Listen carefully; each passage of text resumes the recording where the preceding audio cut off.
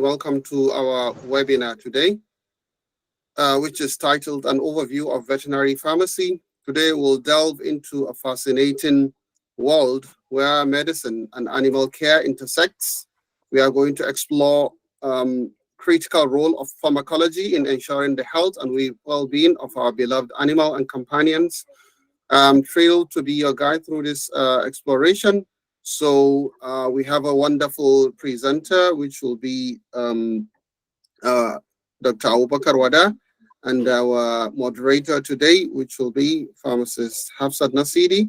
So welcome everyone, and then I would like to start by giving the floor to our moderator, which will give us a brief overview, and then we continue from there. From Hafsat Nasidi, if you're ready, you can start. Thank you. Thank you, pharmacist Shaban. Good morning, good afternoon, depending on your location.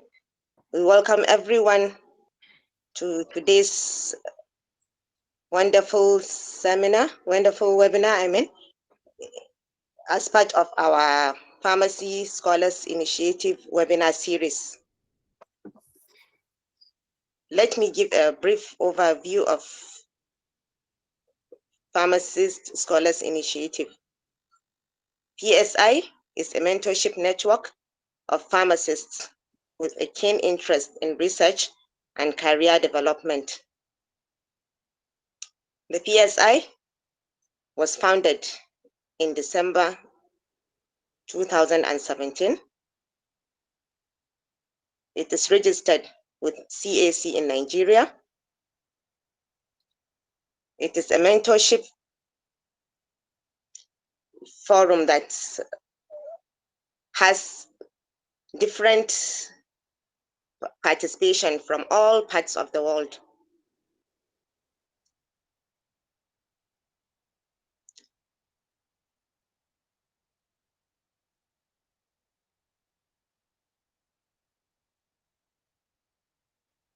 So as our agenda, we are starting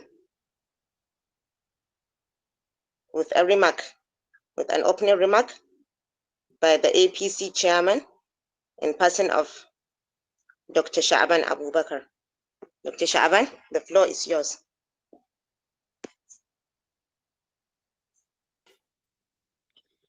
Thank you very much, Dr. Hafsat Nasidi.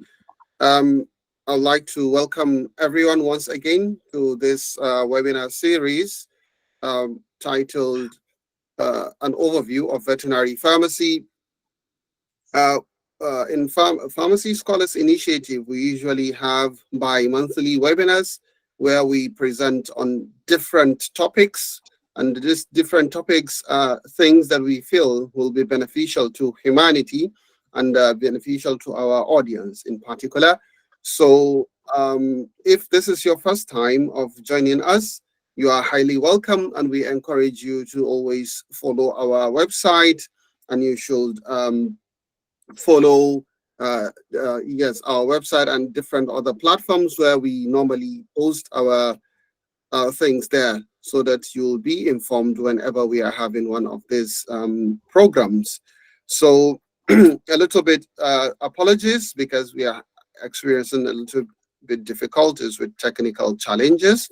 So just a reminder, because that we should try as much as possible to remain muted so that we enjoy this beautiful presentation.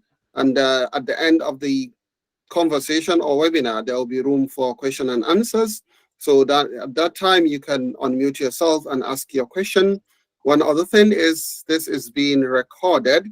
So at least so that you are aware of, if you are comfortable with that, you can stay. And then if you are not, then I think it's better, so that we are going to record this so that later on we will broadcast it in our website. It will be informative. So you may ask your questions also using the chat box, and then you can contact us through email.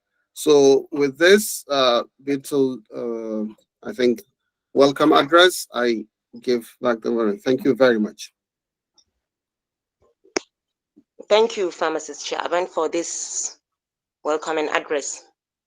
Now it's time for the presentation, which is the veterinary pharmacy. That is the title of our presentation, veterinary pharmacy, an overview of it by Dr. A.S. Wada. Dr. A.S. Wada is a lecturer at the Department of Pharmacology and Therapeutics. He is a B.Pharm holder. He has MSc in pharmacology. He has a PhD also in pharmacology, and he is a fellow of the West African Pharmaceutical College of Pharmacists. He has 28 peer-reviewed publications. He has 1 conference proceeding, and he has attendance in 4 conferences. Dr. A.S. Wada, the floor is yours. You are around for your presentation. Thank you very much, Dr. Hafsa Nasidi. And good morning, everyone. Good morning, good afternoon, depending on your location. I'm also standing on existing protocol. Just as introduced, my name is Dr.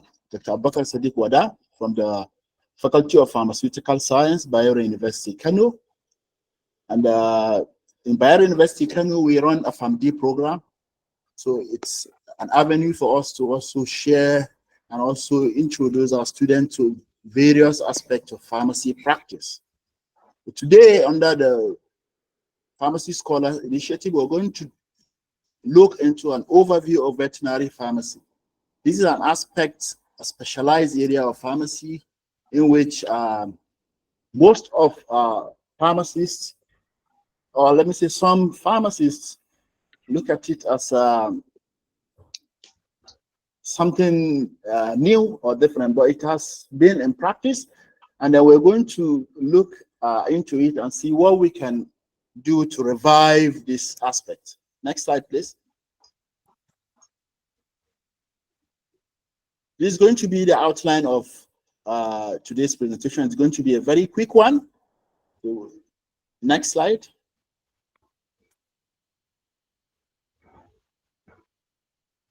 What is veterinary pharmacy?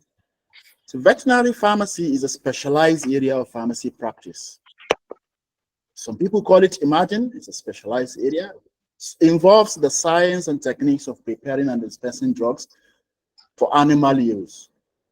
In context of veterinary pharmacy, we don't call them patients. We call them pets. Because in most cases, due to their nature, we call them pets. And we have different types of animals we see in the pharmacy, but in most cases, we usually see dogs and cats. Those are the most common pets we see. So veterinary pharmacist is supposed to be a specialist that is involved in clinical services, teaching, and clinical research that has to do with animal care.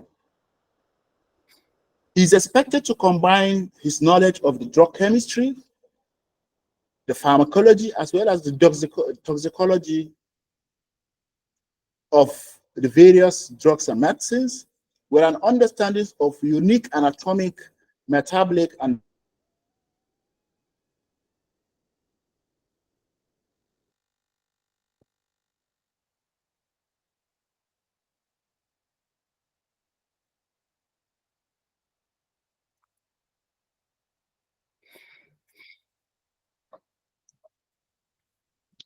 Dr. Wada, can you unmute yourself?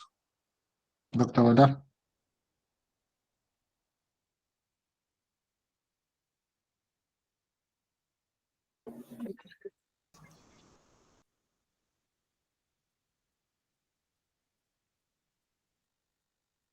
Okay, can you hear me now?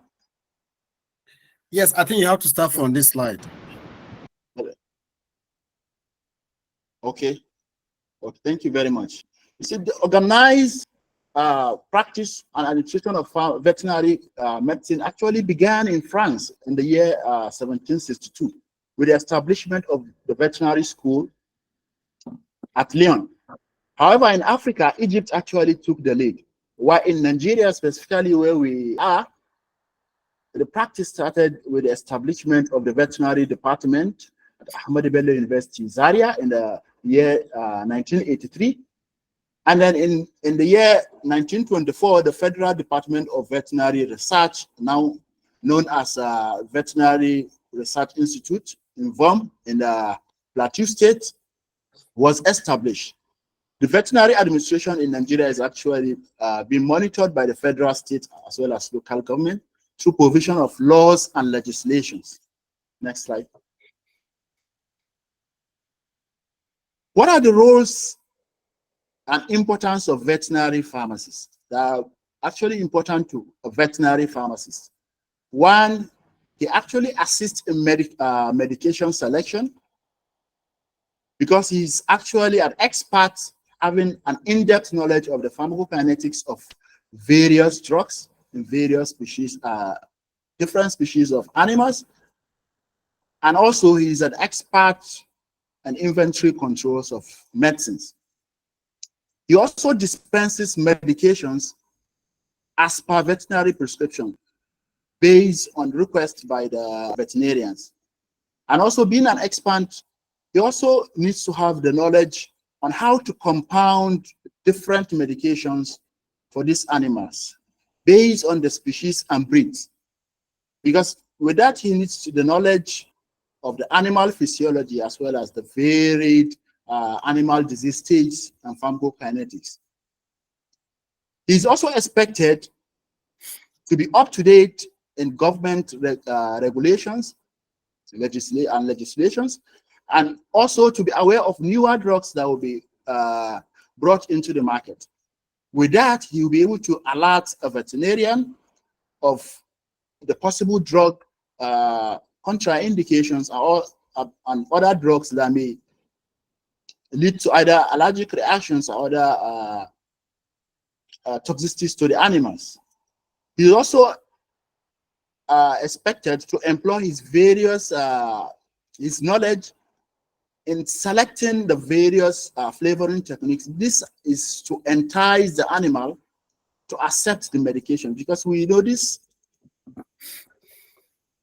The pets, you cannot just tell them, take this, don't take this, or you need to entice them. And they actually need to taste something that is sweet before they can accept it. So he needs to select various flavors, odors, sweetness, so that the animals can willingly accept these drugs. And also, he's expected to partake in teaching, like we do here in the School of Pharmacy, are also in researches, which is also a core aspect of the Pharmacy Scholar Initiative. A very important aspect of veterinary pharmacy has to do with the formulation and administration of veterinary medicines. Likewise, just like in humans, drugs are formulated in various dosage forms, ranging from oral administration of drugs, parenteral, topical, and so on and so forth. However, the delivery strategies in veterinary aspects is usually been complicated by the species as well as breed of the animal. Also minding the body size of the animal, the different husbandry practices, using raising the animal from the ferment all to the slaughter, in case of animals that we slaughter, the seasonal variations, as well as the cost constraints, and also convenience. We can all know that in human, the oral dosage forms are the most common, and we say they are the most convenient, simple, and practical. However, when you come to veterinary practice, they are actually less popular for animals. This is because administration of oral tablets may be time consuming, because you need to be an expert. You need to know how to actually administer these drugs to this animal. Some of them will not willingly open their mouth. You need to force it down. It may even be hazardous, and sometimes it be uncertain whether the animal actually swallowed the drug or spill it out after administration. However, whenever an animal willingly accepts these drugs to be taken orally, usually the animal is expected to chew the drug, which exposes some of the disagreeable taste of these drugs. So if that drug notices that this drug is actually bitter, he may not take the next. That is why the pharmacist needs to know the types of the different sweeteners, flavors that I need to add to this medication, so actually to entice this animal to take this drug. Next. Then we have a bolus. Usually bolus, when we say something, a bolus is actually a form of tablet, but it's a special tablet we use to provide large doses of the medications. You can see ranging from starting from 3 grams to about 16 grams. It can extend to even 23, 28 grams.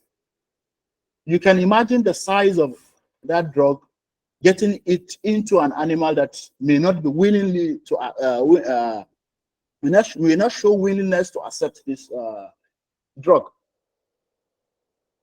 We usually call it horse pill, although we don't solely use it in horse. We also use it in other animals such as the cattle, so on and so forth. And then we use a special apparatus, we call it the baling gun, which actually consists of a barrel with a plunger that can accept more than one bolus. Usually you arrange, just like we arrange bullets in a normal gun, you arrange these boluses, and you can gently pull the plunger and then insert the baling gun up to the end of the tongue. Then you gradually release the bolus down and allow it to move down. Usually, we usually have some challenges with bolus formulations. This has to do with drug excipient ratios. Imagine you are having a large amount of the active ingredient, and then you need to also add other excipients. We know when you're formulating the tablet, looking at other excipients, the binders, and so on and so forth that you add. So a very good challenge has to do with the drug excipient ratio. Though we usually overcome it in our formulations. Next slide. This slide is, you can see the picture of the baling gun, and the other one is trying to show you how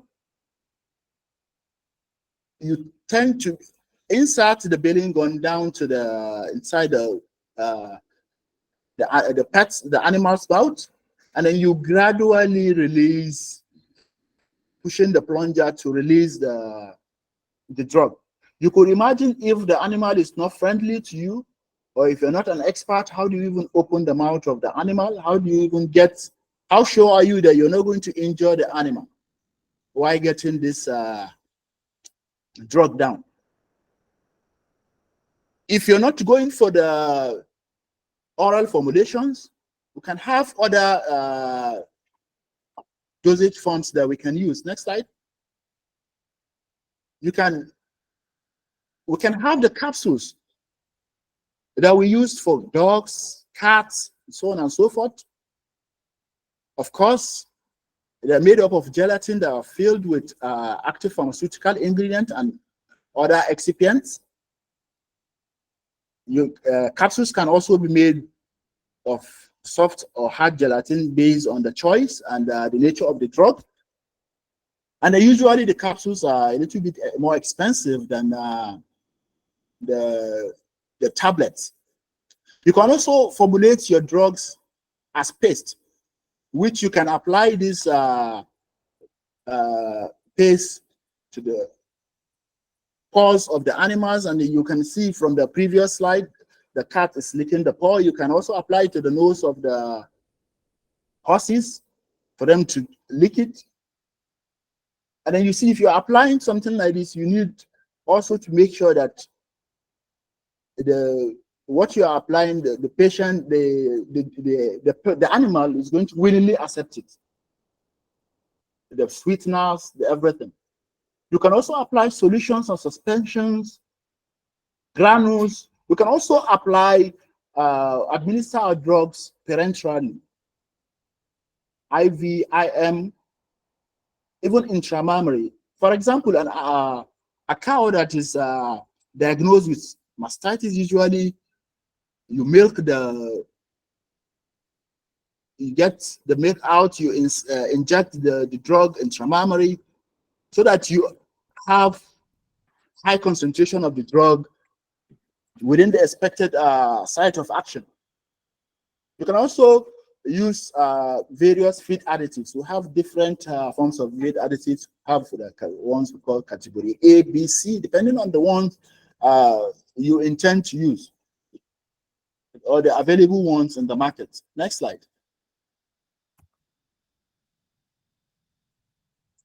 You see, a lot of drugs that are used in humans are also used in veterinary practice. However, some drugs have been shown to be hazardous to the animal. For example, a popular drug that we know that is very easy, very common is paracetamol, which we use in human practices a lot. However, this drug has been shown to be somewhat toxic to cats, because what happened is it's believed that in cats you have the glucuronide conjugation is actually limited in the cat. So when you administer paracetamol, what happened is you tend to have oxidized the metabolite tends to have what we call methemoglobinemia, in which you have the reduced oxygen carrying capacity of this hemoglobin, which ultimately can lead to suffocation in the cat, as well as at the dose of 50 milligram per kg given to the cat, if not treated within 17 hours, you may lose the pet. So we have different classes of drugs that we use, ranging from the antibiotics, NSAIDs that we know, opioids, steroids, various. We select these drugs based on the particular animal and the pharmacokinetic of this drug and the animal. Next slide. Just like I said, there are some things you need to remember in veterinary practice. We don't call them patients, we call them pets. And also you don't expect to see symptoms. The animal is not going to tell you, I have headache, I have this, I have that. So we rely on clinical signs based on the behaviors of this animal. So you need to also know the particular animal, because how do cats behave when they have when they have this particular illness or this and that? We don't call the owner, we don't call the person that brings the animal clients. In this case, we call them guardian or owner. And then we have some striking differences when it comes to what do you call it? How we write how prescriptions are being written. For example, SID may be taken for 5 times daily if you're not used to veterinary prescriptions. Why? It actually means once daily. And then also, like I said, the age differs.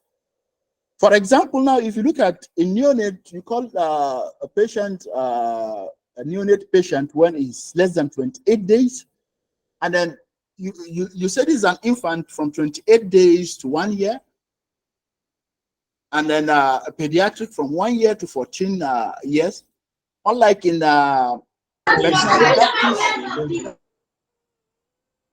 veterinary practice, a neonate is from 0 to 2 weeks.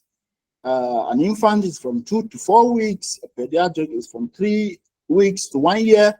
Then an adult is from 1 year to 8 years, and so on and so forth. And also, like I said, you can have toxicities with common drugs that we know that are virtually used almost on daily basis in humans, but some of these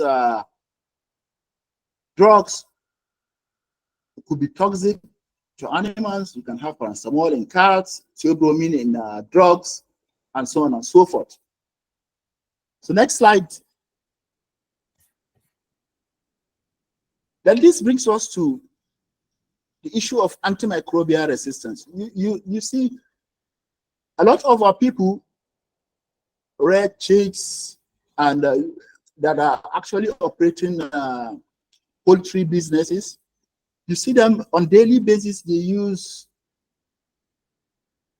antibiotics, different combination of antibiotics, and most importantly, you see that the one they're using today is not the one they're going to use tomorrow. These antibiotics are being used continuously up till when this animal is going to be slaughtered. What happens if these animals get into the market? We're going to consume these animals, and then we're continuously exposing ourselves to the issue of antimicrobial resistance. So this is why we need to come up and take our responsibility and ensure that each and every one of us engage in what we call antimicrobial stewardship, so that we can be able to halt this development of antimicrobial resistance. Then the issue of regulation of veterinary drugs in Nigeria.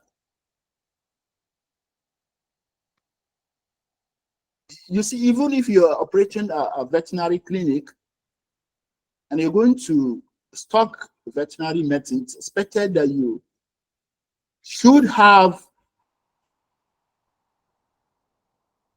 a license. You should have a license, and also that premises or location or anything needs to be certified by the Pharmacists Council of Nigeria, as well as the Veterinary Council of Nigeria. So I would like to leave the issue of regulation at this stage.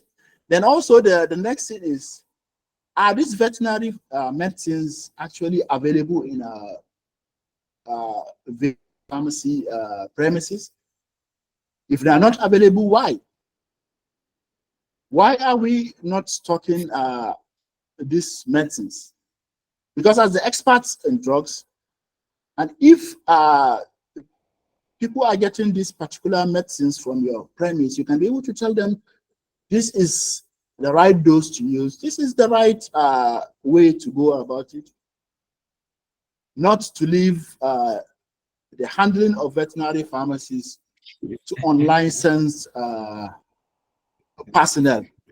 So with this, I can say thank you very much all for listening. Thank you. Next slide. It's end of the presentation. Thank you all.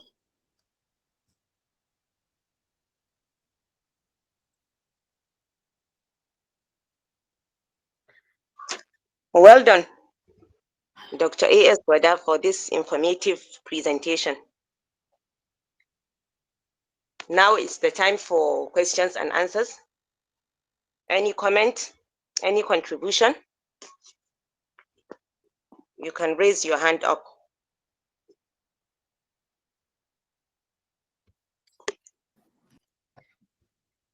Dr. Hafsat, I think we have Victor Garumba raising up his hand. Okay. Yeah, Any contribution, Mr. Victor? yes, I have a contribution. My name is Dr. Victor Oreirumba. I'm a veterinary doctor precisely. This is my first time in your webinar. I want to appreciate the speaker. And I want to specifically say that actually this is my area that is being treated. And I want to give him kudos for the extent he has gone, however. But I think this particular issue needs to be expanded further, because it would not be fine if this discussion with veterinary drug ends today. We might still need to create a forum for us all to keep looking into this. What we are looking at is the best way to have these animals to have this drug. Now, my contribution is this. One of the areas he actually touched, it seems to be concentrating more on, in veterinary practice, what we call the pet practice. The veterinary drugs are being used quite in a lot of other practice. Like in veterinary practice, you have livestock, you have poultry.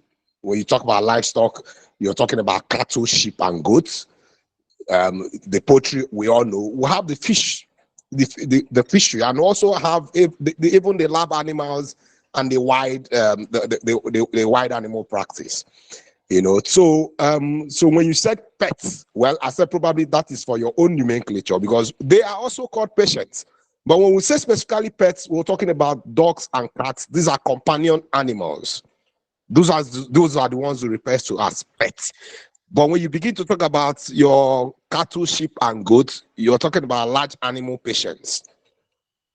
So we also refer to them as patients. Sorry, we had to use the same name we're using for humans for animals, but you see, for us in the animal world and in the animal medicine, we actually use almost the same nomenclature.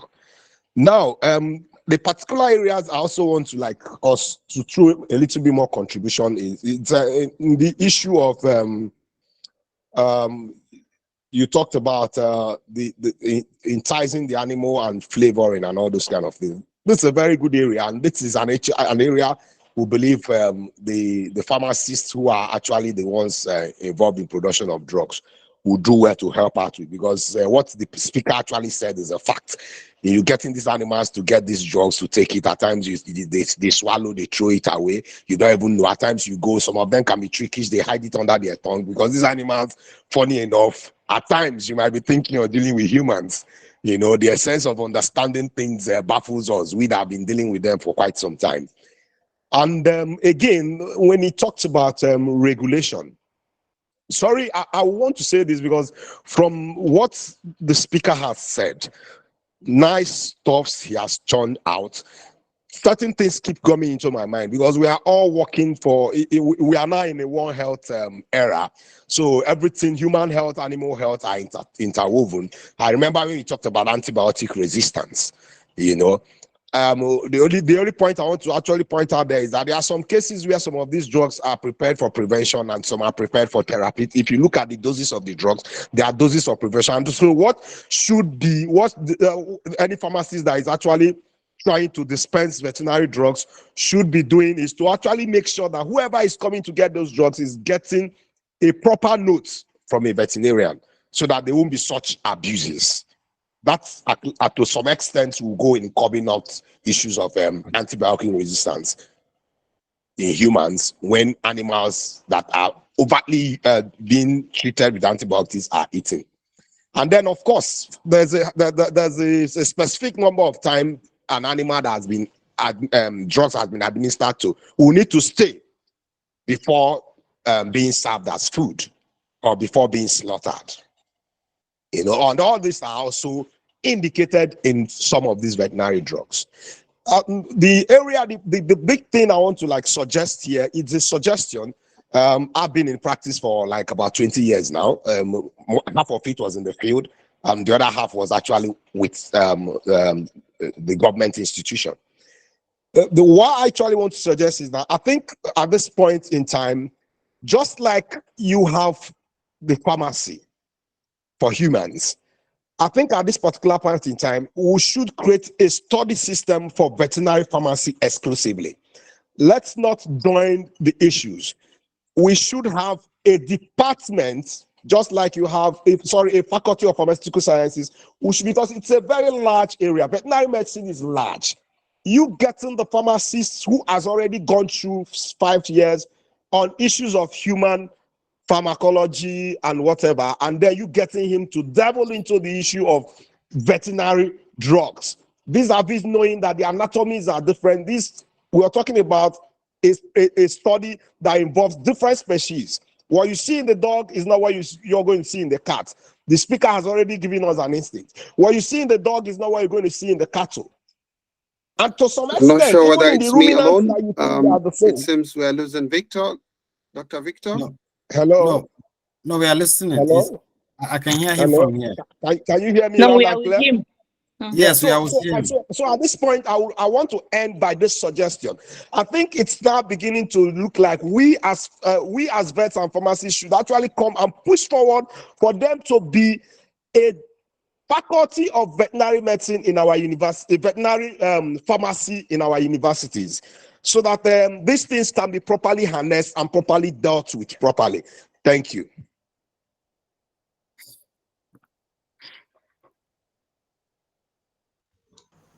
Thank you, very Victor. much, Dr. Victor. Thank you very much, Dr. Victor, for that wonderful contribution. Actually, what you said, I'm also,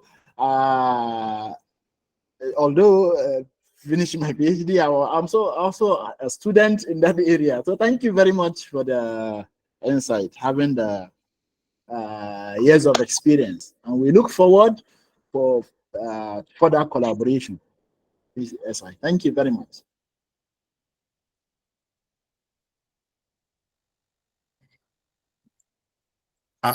Thank you so much, Mr. Victor. My name is Ibrahim, and I'm the one coordinating this forum. And I really appreciate your suggestion and additional information you provided to us. And the reason why we bring out this topic is, number one, is to sensitize the professionals regarding this veterinary pharmacy.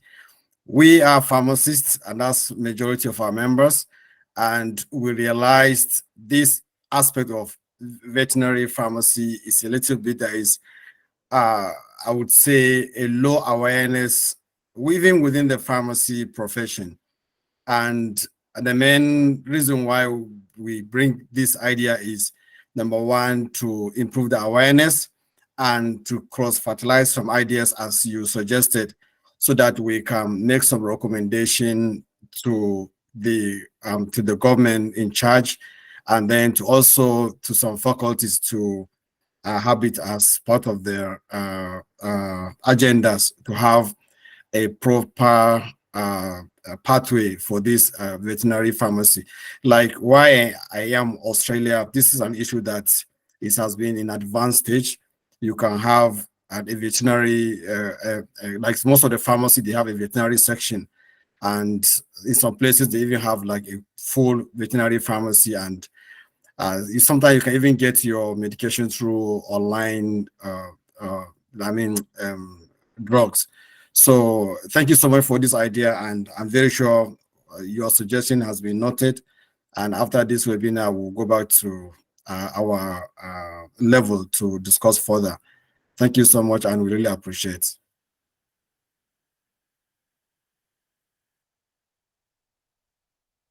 Haja, over to you. Thank There's you. another one, Thank you. Mr. Joshua. You can go ahead, Mr. Joshua. Okay. Another contribution. Mr. Joshua.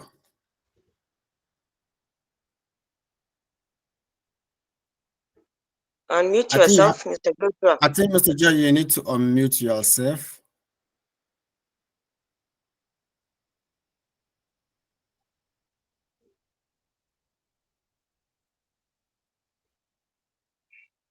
We cannot hear you. You may possibly have to unmute yourself. Otherwise, we can go to the next.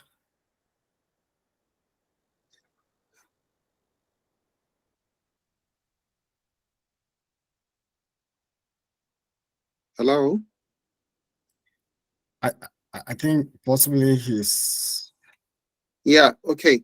Yeah, before we get him, I think with your permission, pharmacist Hafsat, I think we would like to acknowledge the presence of Professor Olufunke. So we'll want to acknowledge the presence, and if Professor has anything to say, the floor is yours. Anytime you kindly indicate, we'll want to hear one or two words from you, Prof. Thank you very much for joining us. Thank you. Ibrahim Amidu is raising his hand. Any contribution? Okay. Good afternoon, all. Just to confirm if I'm loud and clear. Yes. Oh, okay. So, thank you so much, the moderator. I also want to thank Dr. Wada for the presentation. Indeed, Doctor, you provided your guide actually gave us a great overview of veterinary pharmacy. My contribution or question is actually a question, but I think it goes both ways, as a contribution and also a question, just in case the answers are there. So I actually was particularly interested in the issue of ongoing monitoring of animal health after medication use. So I don't know if Dr. Wada could elaborate more on the role of pharmacovigilance in veterinary practice, specifically how is pharmacovigilance implemented to ensuring the safety and efficacy of medicines in animal, just same as for humans. Of course, safety monitoring is actually a very critical part of drug use. So I just wanted to have more insight into that. Thank you.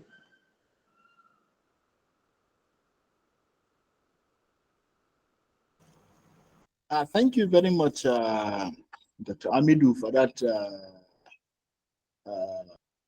contribution. Actually, I also see it as a contribution rather than a question. I believe just like in humans, the issue of pharmacovigilance also in animal is there, being coordinated by the federal government and collating data. The only issue I can say is the number of data being generated as with regards to the veterinary, the animals. So I am quite sure the number is not as much as that of human. Probably that's why you're not hearing much about it.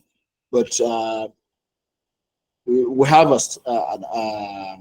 the federal government is on it, and this is something that we can also raise.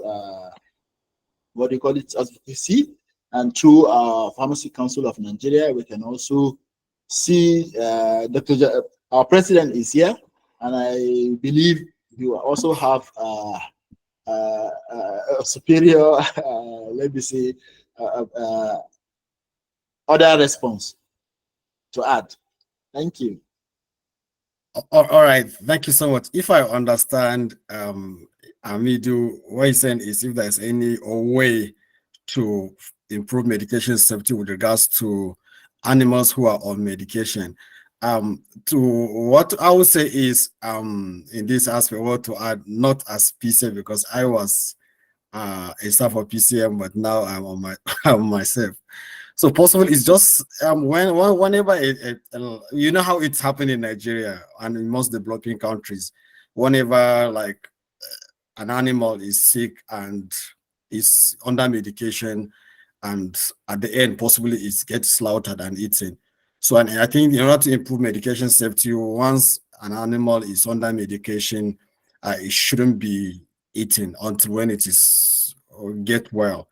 I think that's the little knowledge I have. If Dylan should, one is because of possibly when it is like under medication, if you eat it, possibly definitely the medication is still still in the system, and you may end up having the same medication within you, and possibly end up with the antibiotic resistant and other things.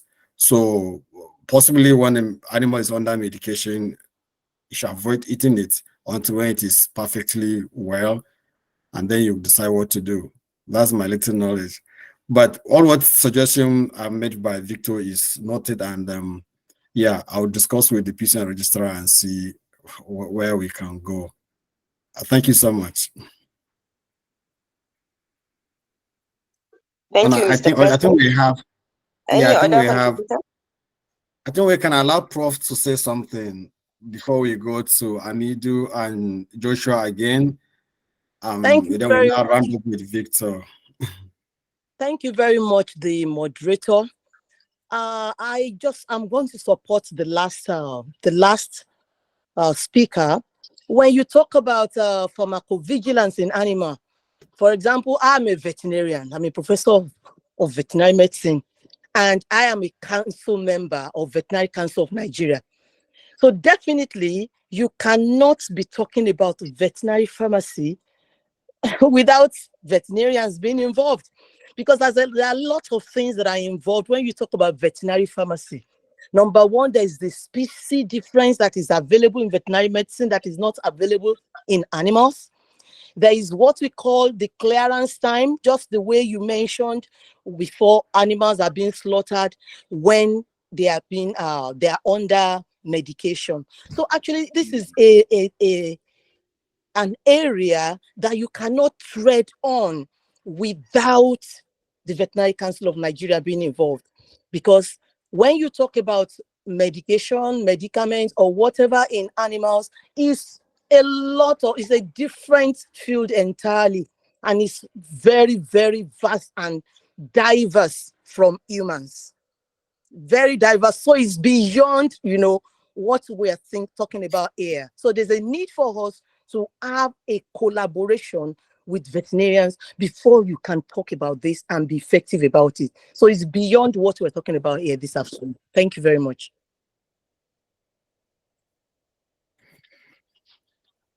Thank you so much, Prof. And we really acknowledge your contribution and your response. Yes, indeed, a topic like this really needs a wider collaboration with the core veterinarians. And like I said before, all these issues have been noted, and I'm happy that you are part of the Veterinary Council of Nigeria. So it makes our work much easier.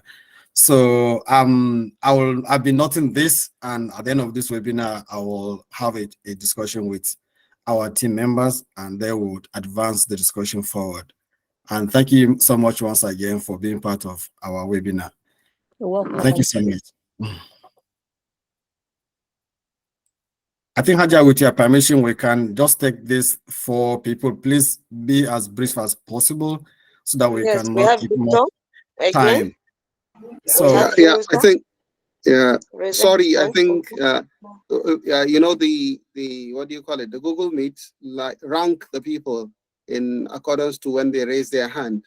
So the first person should be, I think, Oyewusi Joshua, if it's available now. And then we go to Victor.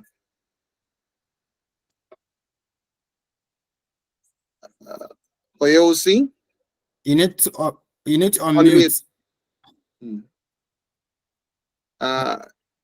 I can see you talking, but you're still, no, let me omit all, possibly. Have you done that? Yes, but it's not omit. Can you try from your end? I'm trying to omit all. Let me see. So we cannot hear you. Yeah, I did.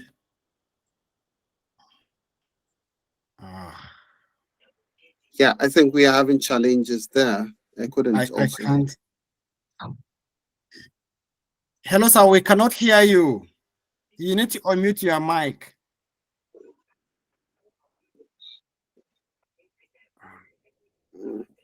Maybe we can guide him on his device. There is a mic icon. So you have to click on the mic icon. Yes, can you hear me now? Yes, finally, we can. Okay, thank you very much. I am very happy for this webinar and this seminar. I just have an observation, and then I want to ask a question. My name is Dr. Oyewusi Joshua Adeoye. I'm a veterinarian, and I listened to the seminar, but one observation that I noticed is this, is the seminarian took time to talk about the techniques of introducing these drugs And to me, I feel like this webinar is encouraging pharmacists to open a clinic. That's my observation. So, and I want an explanation on this, because talking about how they will, talking about all the method of preparing bolus, preparing the capsules and all of that, those are pharmaceutical, pharmacy something.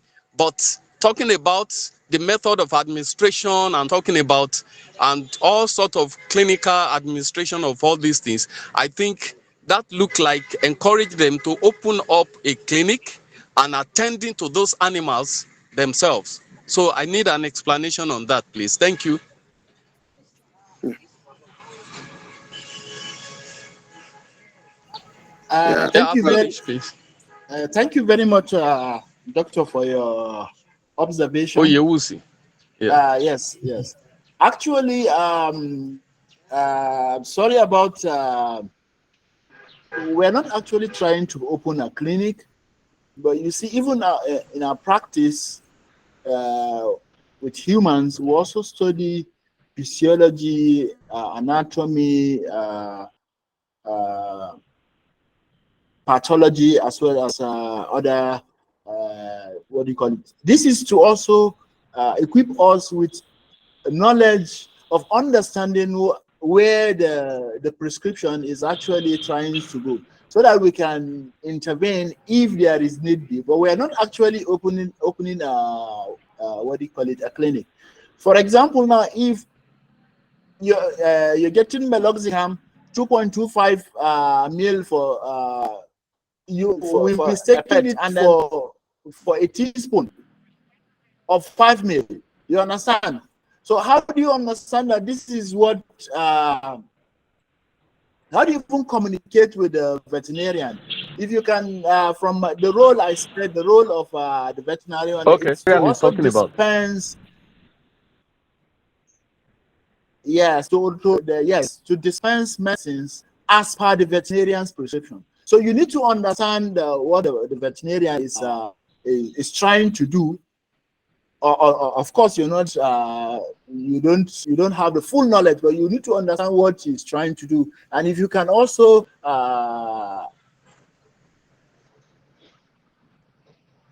intervene, trying to should I say to get a better treatment for the patient. I think that's the aim. So we're not actually opening a clinic, although in our veterinary pharmacy we do stock some of these drugs, because as in the pharmacy is expected to have most of these drugs. We only stock, and on request we dispense and sell to who needs this drug. I hope I clarify myself, sir. Thank you. It's okay. Thank you. Thank you so much, sir.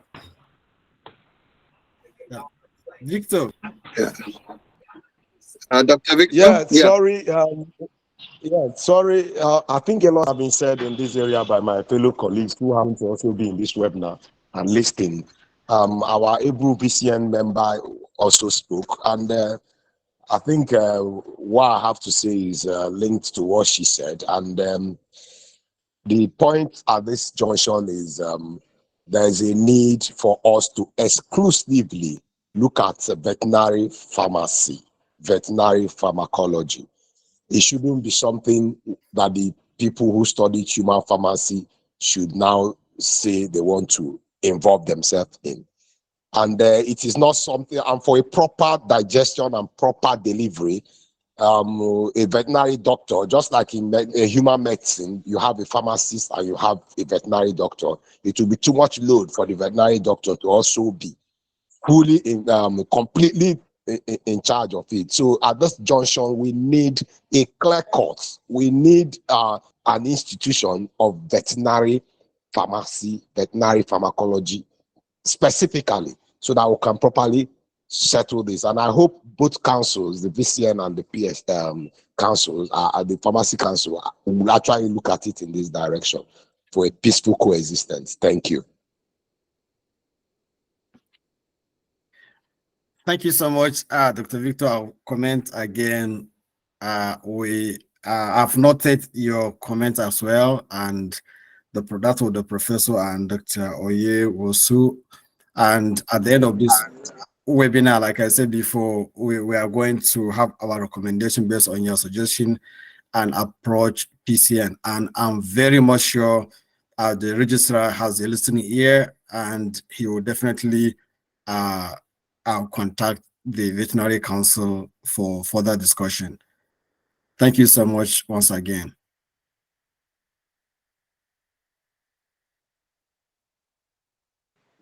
Next person. The pleasure is mine. I think it's Abbas. Abbas Musa. Assalamu alaikum. Good afternoon, good evening, good morning. Thank you, Dr. Sadiq, for this wonderful presentation, even though I joined late. I wanted to make a comment regarding to what Dr. Joshua said about encouraging pharmacists to open a vet clinic. I think as Dr. Abu rightly said, we studied this other aspect in humans to be able to understand and make appropriate intervention. I want to share my little experience with vet doctors. The way I normally do my PP, I have so many friends that are veterinarians, so they do come to me in seek of drugs. They want to repurpose the drugs for human drugs for veterinary purposes.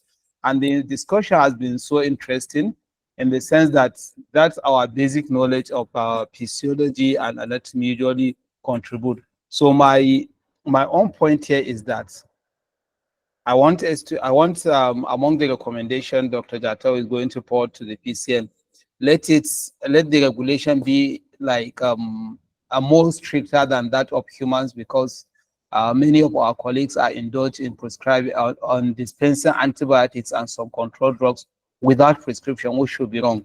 So if at all we are delving deep into veterinary pharmacy, I want a situation whereby the regulation should be tighter, more stricter, so that the abnormal practice that is being conducted by some people in the human aspect will not be in the vet aspect. Thank you, sir. All right, thank you so much, Dr. Abbas from Kaduna State University. All your suggestions have been noted. Thank you so much.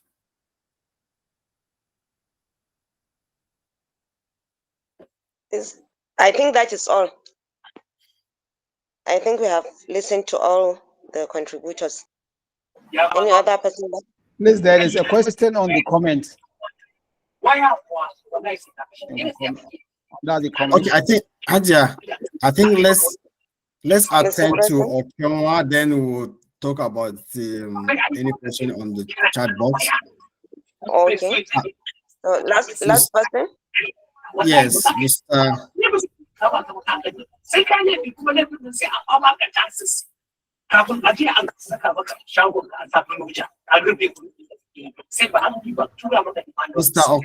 Good afternoon, everyone. Good afternoon. Go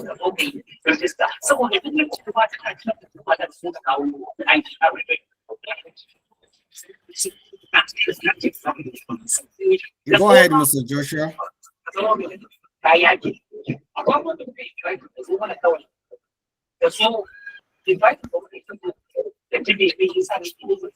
Hello, Mr. Joshua. Please.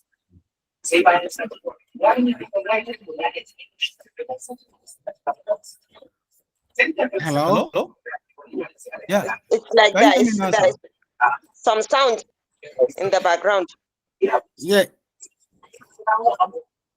The sound is coming from PSI. Mr. Joshua, go ahead. Okay, my name is Joshua Okionwa. I'm a pharmacist. I want to use this opportunity to thank the host of this program, this webinar, and also thank the presenter, the moderators.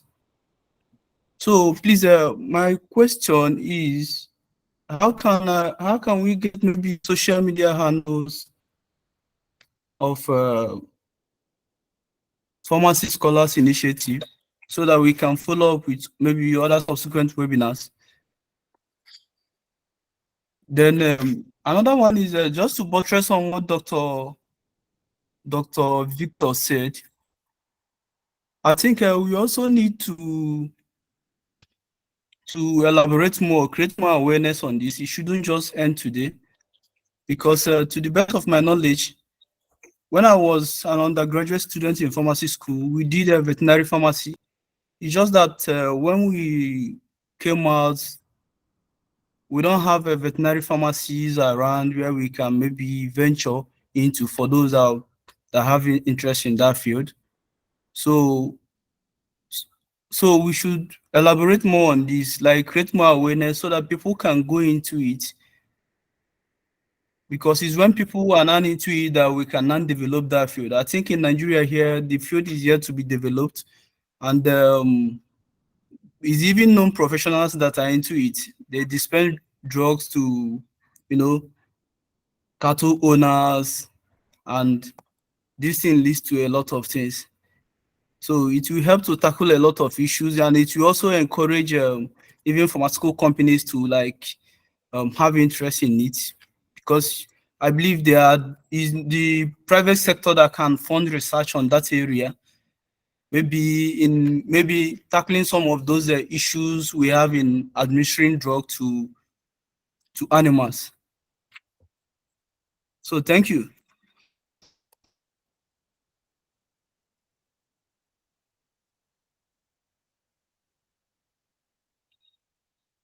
Thank you, Pharmacist Joshua, for this recommendation. I think Dr. A.S. Wada, we can attend to the questions in the chat box. Yes, thank you very much. I actually read the question and chat box, and I would like to ask Dr. Jato to respond to the question. It has to do with registration of a shop, a veterinary pharmacy shop. So, Dr. Jato. Okay, yeah, thank you. Let me. I'm doing some things here, but I think I'm almost done. So before I answer this one, we have a form here that I will share the link in the chat box here, and I will strongly recommend the participant to fill in this form and to provide just their names and their email address. And at the end of this webinar, we are sending the webinar recording to your emails with certificate of attendance. So please, I'm posting the link now. You can, all what you need to provide is your name as you want it to appear on the certificate, and your email address where we can send the webinar recording, the slides, as well as the the link to the YouTube recording. I will just post it now, and just go to the chat box, click on the link, and type in your name and submit. Thank you so much. And then back to the issue of, if a pharmacist or someone else wants to open a veterinary pharmacy, must he, she, or need to contact PCN or veterinary council? Please, I need more information. So as far as I know, before I left, if you want to open a veterinary pharmacy, because the PCN is the federal parastatal in charge of pharmacy issues in all aspects and ramification, and it has always been the main statutory responsibility of PCN. So veterinary pharmacy is a pharmacy issues. So if you want to open a veterinary pharmacy, yes, you need to contact the Pharmacy Council of Nigeria. And from there, you will see the recommendation, you will see the other requirements where you need to pass through the Veterinary Council of Nigeria to be ensured that you have some requirements as well. So to the best of my knowledge, yes, it has to go through the Pharmacy Council of Nigeria. Thank you.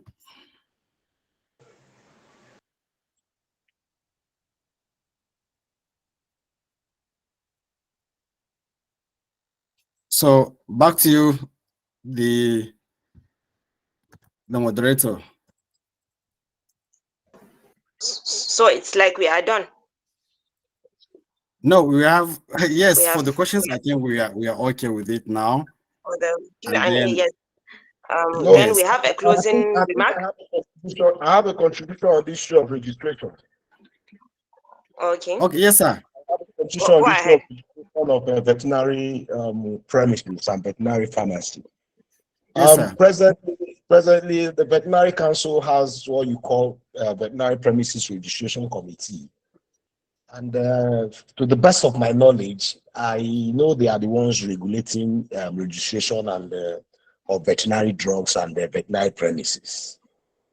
You know, I don't know how far the issue has been streamlined, but I think there's also a running battle between the pharmacies and the veterinarians on this issue.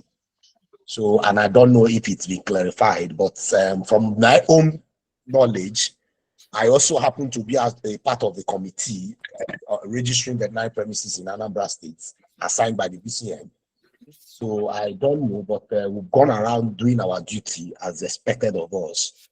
Okay. So I really don't know, but just to throw more light on it. Thank you. Excellent. Yes, sir. Thank you so much. Yeah, I really wouldn't want to go into detail or into deep discussion on this a little bit because sensitive area. But the point is, yes, there was court issues, and to my knowledge, because I've been away from Nigeria for some years now, but to my knowledge is there was court issues, and the court issues were in favor of PCN regarding the regulation.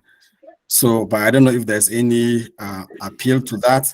But the current knowledge I have is when there was this disagreement between the two councils in the court, I think the court ruling was in favor of PCN as the agency responsible for regulation. But I will still seek more information from the registrar for more information.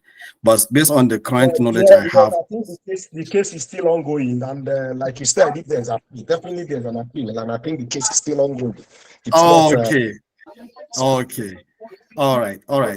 I think the whole issue is towards the good and health well-being of the nation. So we are all in the same cause.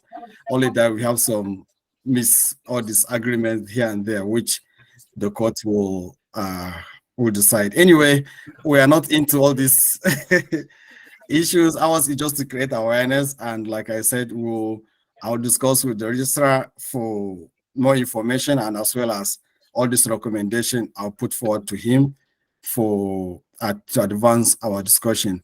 And I would really like to, on behalf of Pharmacy Scholars Initiative, all the members and our discussion forum, to sincerely and appreciate your presence, your time, to share more knowledge with us and with the larger society who will watch these recordings later, for sharing your knowledge, for all your contribution and all your time. We really appreciate that. And thank you so much. Thank you so much. Thank you so much. And like I said, please, we would love you to please fill this form and send it to us, because from there we will now see your contact information, because if there's any need for further information or to invite you to be one of our guests, is also through this email that will contact you for to communicate with you. So it's not all about submitting your giving you the link and the lecture materials. It's also about creating communication between us and you for further information, for further discussion in the future. And thank you so much. And I'll hand over to Hafsan CD for the moderation. Thank you.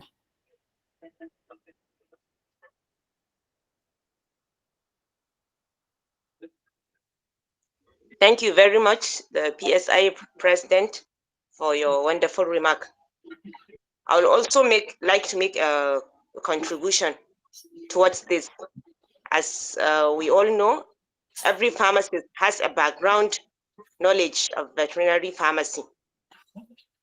I would like this area, as it is the trend now, to have specialization because pharmacy is bulky, and where the new trend is for us to have specialties, so that anyone who has a passion for one particular field can go depth into that area and become a specialist.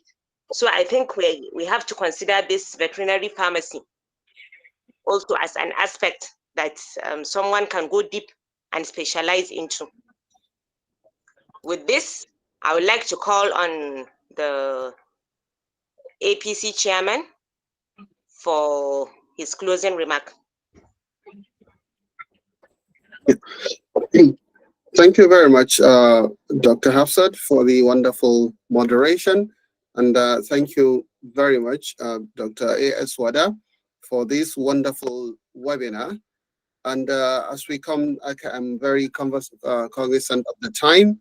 So our certificates to our presenters and moderators will be shared through the email.